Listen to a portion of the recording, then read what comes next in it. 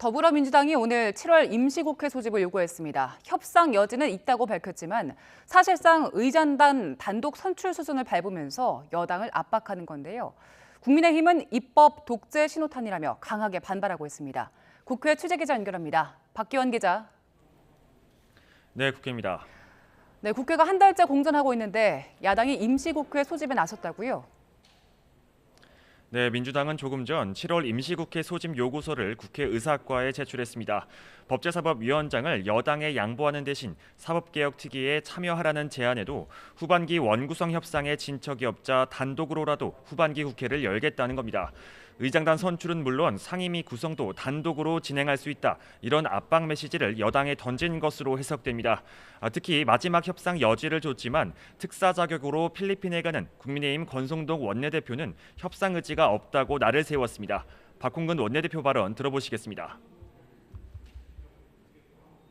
어떤 양보도 없이 철벽같이 고집만 피고 있는 국민의힘은 역대 어느 여당도 보여주지 않은 국회 정상화를 의도적으로 가로막는 새 기록을 쓰는 중입니다. 공항 체크인을 할 때가 아닙니다. 민생 체크인이 우선이고 국회 체크인이 급선무입니다.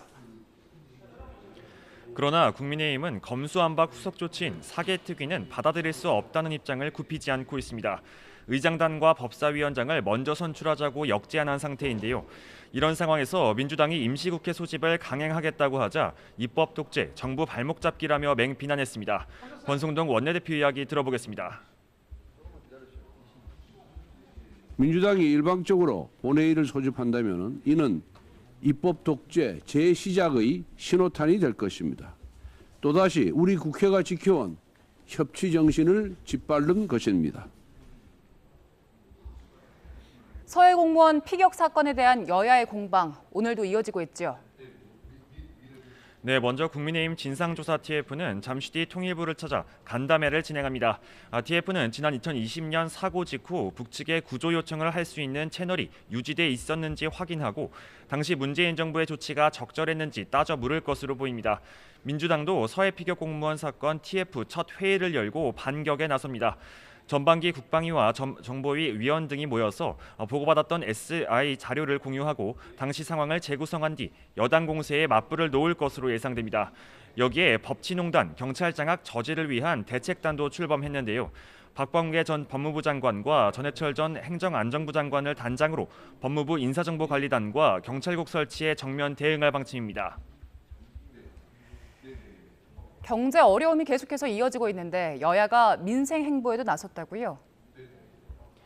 네, 먼저 국민의힘은 오늘 한국은행과 금융위, 금감원 간부들과 함께한 물가 안정 특위 회의에서 분기별로 개별 공시하는 예금과 대출금리 차이를 월별로 통합 공시하도록 요청했습니다. 금리 차이로 인한 은행의 과도한 이익으로 이른바 영끌족과 자영업자의 줄도산을 막기 위해서입니다. 직접 들어보시겠습니다.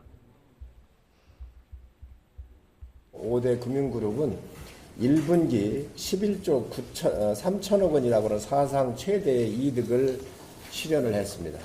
이러한 초호황에는 2018년 6월 이후 최대 폭을 기록하고 있는데 예대 금리차로 인해 이익 창출이 있었기 때문이라는 문제가 나오고 있습니다. 이와 함께 금리 상환형 주택담보대출 판매를 연장하고 저신용 서민층 대출인 새희망 홀씨 예산 규모도 확대할 것을 금융당국에 요구했습니다. 민주당도 경제위기 대응 특별위원회를 가동했는데요. 김태년 위원장은 경제위기 속에 기업에 경도된 정부의 대처가 안일하다며 비상경제대응본부의 가동을 주문했습니다. 들어보시겠습니다. 취임하고 지금 50일 정도가 지났는데 즉각적으로 시행할 수 있는 비상경제 대책 하나가 지금 없는 게 실정입니다. 언론적인 이야기만 한마디 내놓고 이런 관련한 대책 회의 한번 지금 개최를 하지 않고 있습니다. 여기에 정부가 놓친 서민 민생 대책도 직접 챙기겠다고 말했습니다. 지금까지 국회에서 YTN 박견입니다.